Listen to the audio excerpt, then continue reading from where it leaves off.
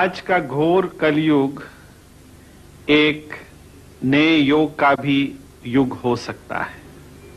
इसके बारे में 5000 वर्ष पहले भृगु मुनि ने नाड़ी ग्रंथ में भविष्यवाणी की थी कि सन 1970 में एक महान अवतरण आने वाला है, जिसके द्वारा एक बहुत सरल योग आएगा और सब साधक की साधना उससे पूरी हो जाएगी। श्री माता जी निर्मला देवी के जीवन को देखते हुए ये साबित होता है कि यही वो अवतरण है और इनका जो सहज योग है, इसी के बारे में भृगु मुनि ने बताया होगा। सन 1970 में श्री माता जी ने सहज योग का कार्य शुरू किया और अब ये सारे विश्व में फैल गया है। रशिया जैसे देश में हजारों की तादाद में सहयोगी बन गए हैं और जगह जगह ये फैलते चला जा रहा है। ये जो सहयोग है ये बिल्कुल सरल है।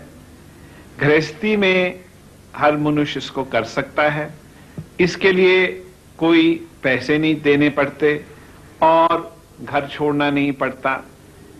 ये जो नवीन योग आया है, ये इसी घोर कलयुग के लिए आया है, जब इतनी कठिनाइयों के बीच में मानव एक आत्मदर्शन पा सकता है। यूं तो श्री माता जी एक गृहस्थी भी हैं और इनके बच्चे भी हैं, पर श्री माता जी को जानने के लिए हमें आत्म साक्षात्कार पाना होगा।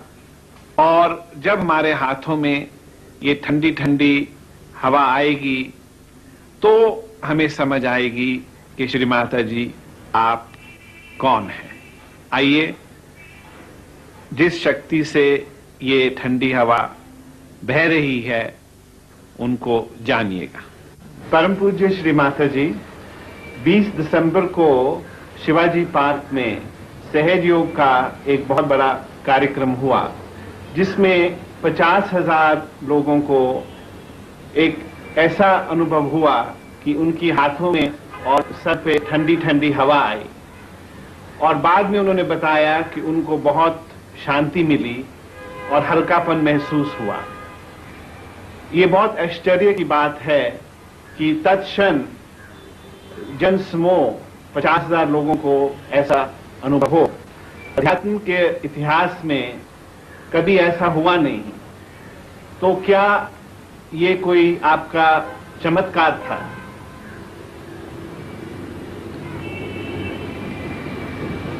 साधारण तौर पे तो लोग इसको चमत्कार ही कहेंगे, लेकिन वैसी विशेष बात, क्योंकि ऐसा होने वाला है कलयुग में। इसका वर्णन हजारों वर्ष पहले भृगु ने अपनी किताब नाड़ी ग्रंथ में लिखा था कि हजारों लोगों की कुंडलिनी सहज में जागृत होगी। और यहाँ तक कि जब उन्होंने जो डेट्स दिए हैं उसको अगर आप पूरी तरह से अपनी डेट्स में उतारें तो वो 1970 साल से सहयोग शुरू होगा, ऐसा लिखा है साफ। और उस के अनुसार वास्तविक 1970 साल से यह सहयोग शुरू हुआ। अब ऐसा है कि इस वक्त घोर कलयुग है और घोर कलयुग में यह घटित होने वाला है, ऐसा उन्होंने भविष्य किया था। लेकिन उस भविष्य से भी बढ़ के बात मुझे तो ये लगती है कि उन्होंने कोई ऐसा नहीं कहा था कि सारे दुनिया में होगा। तो मैं देख रही हूँ कि हर जगह ये चीज घटित हो रही है और ये चीज जरूर आश्चर्यजनक लगती है कि जिन लोगों ने कभी भगवान का भी नाम नहीं सुना, जो अपने संस्कृति से हमेशा वंचित रहे, ये लोग भी इतने आसानी से सहज को प्राप्त कर लेते इस दशा। इसका वर्णन तो अनेक लोगों ने किया है, यानी हमारे महाराष्ट्र में तो सब साधु संतों ने किया है, ज्ञानेश्वर जी ने किया है, और इसका वर्णन पंजाब में गुरु नानक साहब ने, गुरु गोविंद साहब ने, उसी प्रकार कबीर ने तो खास खुल करके बात करी हुई है। लेकिन वो जो उन्होंने कविता में कहा है इसलिए लोग नहीं समझ पाते। और खास करके गुरु नानक साहब ने तो बताया हुआ कि ऐसा समय आएगा। इसी प्रकार कुरान में लिखा हुआ है कि क़यामत का समय आएगा, तब हजारों लोग इस प्रकार वली हो जाएंगे। फिर क्राइस्ट ने भी कहा है, क्योंकि जॉन का जो रेवलेशन है उसने लिखा है कि ऐसी घटना घटित हो। तब देखा जाए तो सब धर्मों की वजह से भी कोई मुझे आश्चर्य नहीं होता। श्री माता जी, कृपया बताइए कि ये शक्ति कैसे रहती है? हमें पहले समझ लेना चाहिए कि जिसने हमें बनाया है उसे आप जिस भी नाम से पुकारिए, परमेश्वर के नाम से पुकारिए, उसने ये सारी व्यवस्था हमारे अंदर पहले से कर रखी। और मेडिकल में इसको कहना चाहिए कि पैरासिम्पैथेटिक नर्वस सिस्टम जो है वो जागरूक हो जाती है, क्योंकि ये जो 7 चक्र बताए हैं, मुख्यतः ये 7 चक्र जो है वो हमारे अंदर जो प्लेक्ससेस है उनको चलाते हैं, सिर्फ शरीर की ओर से, पर मन में, बुद्धि में, हर तरह से ये कार्यान्वित होते हैं। ये चक्र हमारे अंदर हैं, ये आप जान सकते हैं जब आप पूरी तरह से सहज में उस स्थिति में आ जाए। फिर आप अपने उंगलियों पर भी पहचान सकते हैं कि आपके कौन से चक्र खराब हैं और दूसरों के कौन से चक्र खराब हैं। अब बात यह है कि जो कुछ हिंदुस्तानी चीज है वो बेकार है और जो कुछ विलायती चीज है वही अच्छी है, उन्हीं का ज्ञान संपूर्ण है समझना बहुत गलत बात है। क्योंकि अब ये उन्होंने, पाश्चिमात्य साइंटिस्ट ने कहा हुआ है कि IQ होने से चलेगा नहीं, EQ भी होना चाहिए, माने बैलेंस में इमोशनल कोएफिशिएंट्स भी होना चाहिए। तो ये सहयोग में माना जाता है कि आपके अंदर पहले संतुलन आना चाहिए और उसके बाद कुंडलिनी के जागरण से जो जो लाभ होते हैं वो होना आपका जन्म सिद्ध अधिकार है। श्री माता जी, बहुत से लोग जो वहाँ आए थे उनको सहयोग के बारे में या आध्यात्मिक के बारे में कुछ भी नहीं पता था, तो क्या सबको ये चीज मिल सकती है? क्यों नहीं? ऐसे कौन से पाप किए मनुष्य ने और ऐसी कौन सी उनकी दुर्दशा है जो हम समझते हैं ऐसा हाल नहीं। क्योंकि मैं देखती हूँ जहां भी मैं जाती हूँ, चाहे हिंदुस्तान में हो, बाहर हो, ये चीज हम जो सोचते हैं पाप किया, फलाना किया, एक ये कुछ तो भी अपने को सताने का तरीका है, दूसरा है दूसरों को सताने का तरीका। लेकिन अगर वास्तव में देखिए तो अंदर ये कुंडलिनी पूरी तरह से बनी हुई है। श्रीमाता जी, वहाँ करीबन 1000 लोग देश से आए थे और उनमें से करीबन 200 लोग रशिया से भी थे, जहाँ की ईश्वर के बारे में कोई जानकारी नहीं थी। तो ऐसे लोगों को कैसे सहयोग में जानकारी हो जाती है? ईश्वर के बारे में तो किसी ने खास जाना ही नहीं था, लेकिन यहाँ तो धर्म में एक आडंबर, और भी जगह धर्म एक आडंबर है, जैसे कैथोलिक लोग हैं या आप देख लीजिए और जो जाति के लोग हैं, मुसलमान हैं, ये सब आडंबर में इन्होंने क्या पाया है? कुछ नहीं पाया किसी ने भी। और ये जो रशियन लोग हैं ये बिल्कुल क्लीन प्लेट है, बिल्कुल साफ लोग हैं, ये अच्छा ही है, वो कुछ नहीं जानते थे। इसलिए मैं कभी कभी नास्तिक बेहतर है नास्तिकों से। बताया गया है कि 80-90 देशों से में सहयोग फैल गया है और इतना बड़ा जो कार्यक्रम हो रहा है इसके लिए कोई भी पैसा नहीं लिया जाता, तो ये फिर किस तरह कार्य होता है? 80-90 तो नहीं होंगे, लेकिन हाँ मैंने कोई गिनती कभी करी नहीं। पर एक बात है कि शुरुआत में मैं ही अपना ही पैसा खर्च करके जाती थी नजदीक के देशों। थोड़ा बहुत पैसा था, हमारे पति ने भी हमें पैसे दिए और हम जाते थे, हम ही हॉल वगैरह बुक करा के और कार्य करते थे शुरुआत। उसके बाद इन लोगों को शर्म आने लगी कि माँ हमें आत्म साक्षात्कार देने आती है और हम उनके पैसे पे आत्म साक्षात्कार पाए तो ठीक। तो फिर उन्होंने कहा कि नहीं, हम खुद जिस देश में आप जाइएगा वहां हम ही लोग पैसे देंगे। तो सिर्फ सहयोगी लोग पैसा इकट्ठा करते, कहीं बाहर से पैसा इकट्ठा नहीं होता है। बहुत लोगों से ये पता चला है कि सहयोग के जरिए बहुत से रोग विनाश हो सकते हैं, तो ये क्या सही बात है कि बिना किसी दवाई के ये सब कार्य हो सकता है? हाँ बिल्कुल, इसी शक्ति के द्वारा, क्योंकि ये शक्ति वो है जो ये चारों तरफ फैली हुई परमात्मा की अनंत प्रेम की शक्ति है, उसी की एक प्रतिबिंब रूप अपने अंदर ये शक्ति है। और जब ये उससे एकाकारिता प्राप्त कर लेती तो जैसे कनेक्शन हो जाता है, योग घटित होता है, तब जितनी भी अनेक तरह की शक्तियां इसमें से अंदर प्रवाहित होती हैं, वो इन चक्रों को ठीक कर देती हैं। क्योंकि ये चक्रों के बिगाड़ के कारण ही सारी बीमारियां, मानसिक तकलीफें और इतना ही नहीं बौद्धिक परेशानियां, जैसे को अहंकार कहना चाहिए, और उससे आगे जो है आध्यात्मिक परेशानियां जो झूठे लोगों की वजह से आई हुई हैं, वो सब नष्ट हो जाए। क्योंकि कुंडलिनी जो है ये जब अपने स्थान से उठती है तो इन चक्रों से गुजरते हुए उनको प्रकाशित कर देती है और उनको प्लावित करती, माने नरिश कर देती है और उनको बांध देती है, एक साथ समग्र कर देती है मनुष्य को। उसमें कोई परेशानी नहीं रह जाती कि उसकी बुद्धि एक बात सोच रही है, उसके हृदय दूसरे बात सोच रहा है, ऐसे नहीं होता। अनेक अनेक चीजें इससे मिलती है। सबसे बड़ी तो बात मैं सोचती हूँ ये है कि आपका जो चित्त है वो उस परमात्मा से संबंधित हो जाता है। वो आलोकित हो जाने की वजह से आप जहां भी चित्त अपना डालें वो कार्य हो जाता है।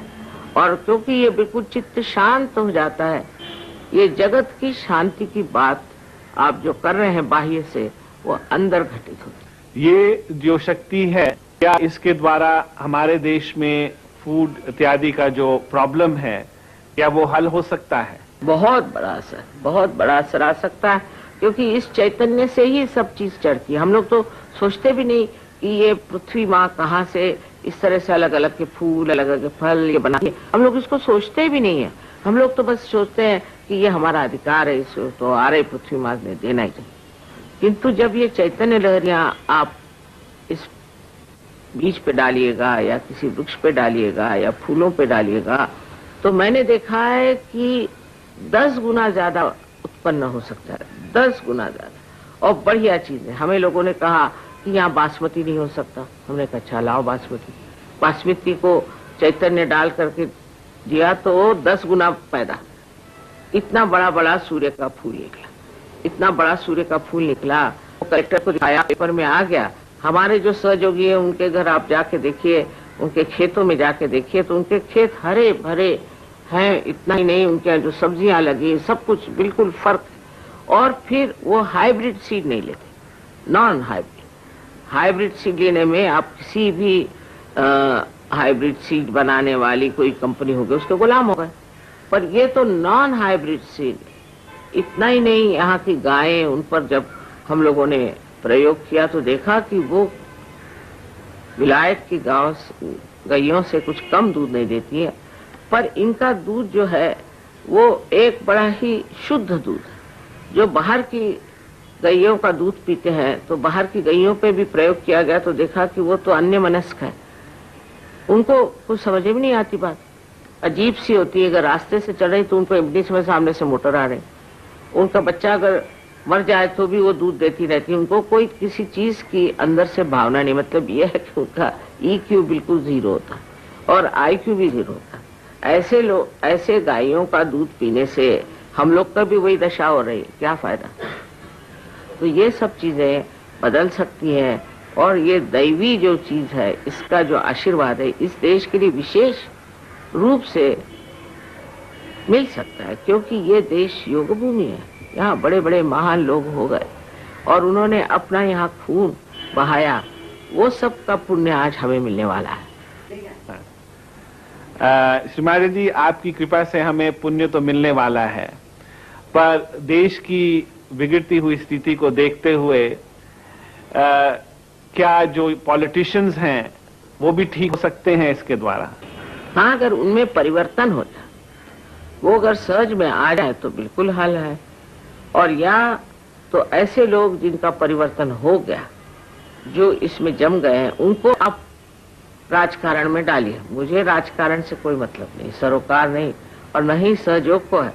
पर जो सहयोगी हो गए वो एक विशेष रूप के लोग हैं, उनको आप राजकारण में डालते हैं और मैं दावे के साथ कह सकती हूँ कि वो जो कार्य करेंगे वो एक अद्भुत विशेष उनको देश प्रेम है, देश की आस्था है और सत्य के प्रति बिल्कुल वो त्याग है। दूसरे बहुत अच्छे हैं, लोग हैं, वो सब अपने देश की समस्याओं को जानते हैं, बार बार मेरा चित्त खींचते हैं, माँ इसको देखो, यहाँ पर बच्चों की दुर्दशा है, यहाँ पर औरतों की ये दुर्दशा है, इसके लिए कुछ करना चाहिए, गरीबों के लिए कुछ करना चाहिए। ये जाति के अनुसार ये गलत बात है, इसी से सारी गड़बड़ जाति के अनुसार हो गई। ये तो ऐसा होना चाहिए था कि जिनके पास गरीब हैं उनको देखा जाए, जैसे कि हैव नॉट जिसको कहते हैं, उनके तरफ नजर पहले होनी चाहिए। ये बेकार की जाति बना करके और देश को विभाजित कर दिया। उसी प्रकार गांधी जी का जो सेक्युलरिज्म था, जो गांधी जी सर्वधर्म समानत्व मानते थे, उसका तरीका और था। उनका कहना था कि सब लोगों को, सारे ही धर्मों को मानना चाहिए और जैसे वो अपने यहाँ के लोगों को मानते हैं वैसे और जगह के जो बड़े बड़े लोग हो गए उनको मानना चाहिए। उनकी प्रार्थना अगर आप पढ़िए तो सारी कुंडलिनी पे ही लिखी गई है और उसमें ईसाइयों की भी प्रार्थना है और बुद्धों की प्रार्थना है, मुसलमानों की भी कुरान से उन्होंने आयतें ली। तो वो कहते थे सारा आपको करना पड़ेगा, ये नहीं कि आप एक धर्म को मानिए, सारे धर्म को मानिए और वही सहयोग में हो जाता है। कोई भी धर्म से आप आते हैं और फिर आप सारे ही धर्म मानने लगते हैं, असलियत में, नकलियत में नहीं, असलियत में आप मानने लग जाते हैं। ये जब हो जाएगा तो झगड़ा कौन करेगा। और सबसे बड़ी बात यह है कि आप में स्वयं ही सामूहिकता आ जाती, कलेक्टिव कॉन्शियसनेस। जब ये सामूहिकता आप में आ जाती तो दूसरा कौन, आप किसे लड़ाई करेगा जब सब लोग एक ही बात को जानते हैं। क्योंकि केवल सत्य को आप जानते हैं, ये नहीं अपने दिमाग से बनाया हुआ, केवल सत्य, एक में वो सत्य को जानने के बाद फिर आप लड़ाई क्यों करेंगे। सब एक ही चीज देख रहे हैं तो लड़ाई क्यों होगी, झगड़ा क्यों होगा। ये सब खत्म होने का समय तो आ गया है, लेकिन लोगों को इसके लिए मान्यता होनी चाहिए।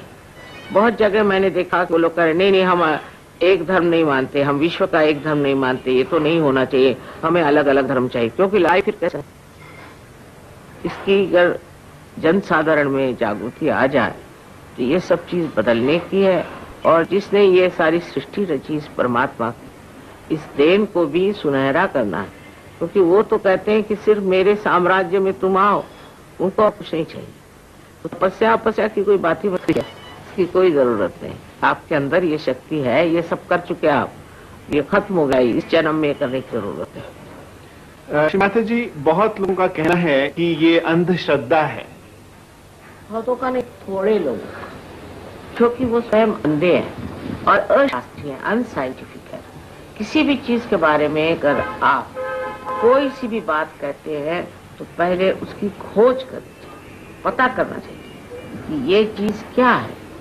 ऐसे तो नहीं कि आपको हम 2 लाख रुपए देंगे अगर आप सिद्ध कर दें। हम तो कभी आपकी कुंडली जागृति नहीं कर सकते। अगर आप 2 लाख क्या, आप हजारों लाख दे दीजिए, उससे कुंडली तो जागृत नहीं होगी। आप पे अगर नम्रता है और आप कर चाहते हैं तभी हो सकती है। इस तरह की बातें करने से होगा क्या कि जो सत्य है वो लोगों से दूर हट जाएगा। ऐसे तो परमात्मा में विश्वास करना भी अंधश्रद्धा है, किसी भी चीज में देश पे प्रेम करना भी अंधश्रद्धा है। सब तरह की ये भावनाएं हमारे अंदर स्थित है। जैसे हमारे अंदर कुंडलिनी है, उसी प्रकार देश के प्रति प्रेम, अपने माँ के प्रति प्रेम, अपने बाप के प्रति प्रेम, ये सब अपने अंदर धर्म है और इस धर्म के अनुसार ही मनुष्य कार्य करता है। हम अपने माँ बाप को इतना प्यार क्यों करते हैं, क्यों करते हैं? एक श्रद्धा, इसलिए नहीं कि उन्होंने हमारे साथ कुछ किया है, भलाई करी है। इस सब में एक धर्म है और उसी प्रकार देश का भी प्रेम करना, ये भी एक धर्म हमारे अंदर है।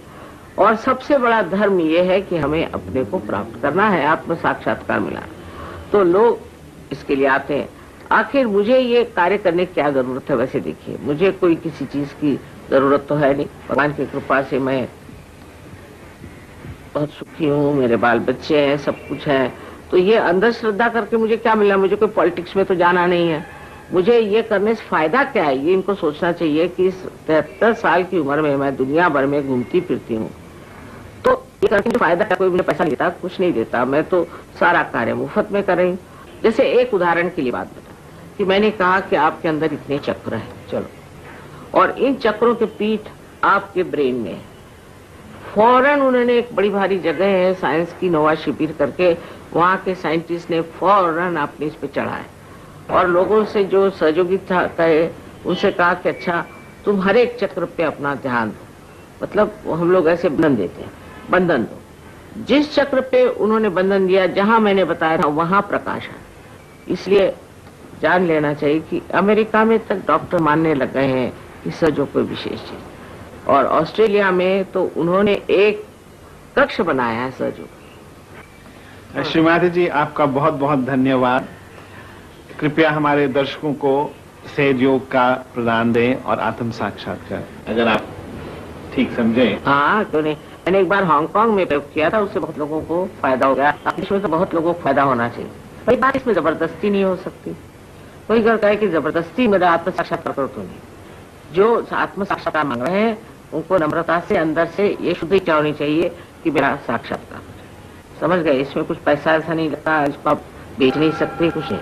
पर दूसरी बात ये भी है कि आप लोग जो अपने को पापी समझे बैठे हैं और आप उपास तपास करें, ये सब खत्म करें।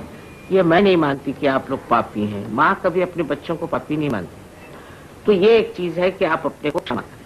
और दूसरी चीज है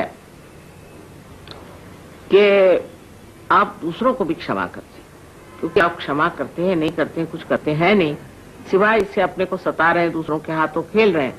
तो आप दूसरों को भी क्षमा कर दीजिए, बहुत जरूरी, क्योंकि ये जो आज्ञा का चक्र है ये बिल्कुल इस तरह से सटा हुआ है और इसको खोलना बहुत मुश्किल है। अगर आपने सबको क्षमा कर दी और अपने को क्षमा कर दी तो ये ऐसे खुल जाएगा। अपने को क्षमा करने से यहाँ का जो चक्र है, इसकी वजह से अनजाना और अनेक बीमारियां हो जाती, वो ठीक हो जाए। तो जो लोग देखते हैं इस वक्त, वो इस तरह से हाथ मेरी और ये जीवित कार्य है तो क्षण में हो जाता है। जैसे कि एक बीज को आप पृथ्वी माता के उदर में डालते हैं तो वो अपने आप प्रस्फुटित हो जाता है, उसी प्रकार आपकी कुंडलिनी जाग जाए। अब कोई आपको प्रयत्न नहीं करना है, मंत्र नहीं करना, बिल्कुल शांतिपूर्वक दोनों हाथ में रखें। अब आप अपनी गर्दन झुका लें और लेफ्ट हैंड हमारे ओर करें और राइट हैंड आप अपने तालू पर, जो कि एक एकदम सी हड्डी होती है बचपन में, उसके ऊपर आधान पर ऊपर में रखिए, न कि सर को आप छूइए। और देखिए कि आपके अंदर से कोई यह तालू भाग से, जिसे ब्रह्मरंध्र कहते हैं, कुछ ठंडी ठंडी सी या गर्म हवा आपके तालू से निकल रही है क्या? किसी किसी को दूर तक, किसी किसी को फैलाकर, किसी किसी को नजदीक। इस प्रकार ये शक्ति जो आपके अंदर कुंडलिनी है वो निकल रही है। इसका वर्णन कबीर दादी ने बहुत सुंदर आप ये करेगा। अब दोनों हाथ आप मेरी ओर करें और मेरी ओर देखिए और कोशिश करिए कि निर्विचार हो जाए, क्योंकि पहली स्थिति है निर्विचार समाधि, क्योंकि विचार जो बुद्धि से निकलते हैं वो सीमित है, उससे परे जाना है, उससे उठना है। आप दोनों हाथ सर की तरफ उठा के और सर नीचे करें और आप कि माँ ये परम चैतन्य है क्या? ईसाई हो तो वो पूछे इस is the cool bridge of the Holi ghost, और पूछे ये रूह है क्या आप, और पूछे कि यही परमात्मा की प्रेम की सर्वव्यापी शक्ति है। पूछे सर्वप्रथम आपको महसूस होगी एक ठंडी ठंडी सी लहर सी चैतन्य की अनुभूति आपको। अब आप लोग हाथ नीचे, इन लोगों के हाथ में है वो खबर करें, ये आपके लाभ के लिए, इससे काफी सारी परेशानियां दूर हो जाएंगी। और एक दिन ऐसा आना चाहिए कि दुनिया आपके पास इस अध्यात्म को पाने के लिए आए। आपको सबको अनंत आशीर्वाद है। प्रेम के साथ सबको मैंने आशीर्वाद दिया।